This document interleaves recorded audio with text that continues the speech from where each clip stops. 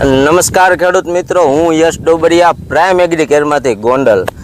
આજ આપણે ડાળિયા ગામે એક આપણા પ્રગતિશીલ ખેડૂત છે, એની વાડી આપણે બ્લેક પરનો એને ડેમો કરાવ્યો હતો અને આજ એનું રિઝલ્ટ જોવા આવ્યા આપણે 15 દિવસ પછી. જો તમને પહેલાં ફોટો બતાવું, ધાણી પહેલાં આ પ્રકારની હતી, જેમાં વય જ નહોતી, કાંઈ હતું, ફૂટ નહોતી થતી, કાંઈ નહોતું થતું. અને એના 8 દિવસ પછીનો ફોટો છે, એમાં જુઓ કેટલું ફારફેર છે.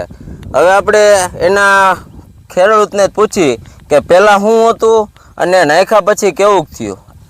તો પહેલાં તમારી ધાણી કેવી હતી? હાવ અમારી ધાણી પહેલા તે હાવ ભરી ગઈ હતી, કઈ હતું નથી. હાવ ભરી ગઈ હતી. કેટલા દિવસની થઈ ગઈ હતી તોય વય જ નહોતી કરતી?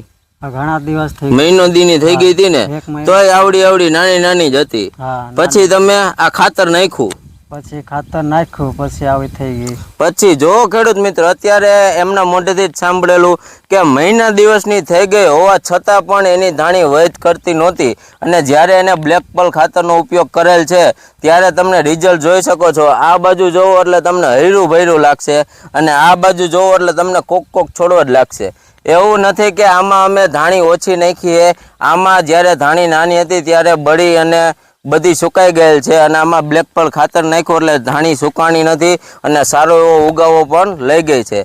તો ખેડૂત મિત્રો, તમે પણ તમારો કપાસ, મગફળી, સોયાબીન કોઈ પણ પાક હોય, સારામાં સારા જો તમારે એમાં ઉતારા અને ઉત્પાદન લેવું હોય તો એમાં અવશ્ય ને અવશ્ય બ્લેક પલનો ઉપયોગ કરો અને સારા પરિણામ મેળવો. જય જવાન, જય કિસાન.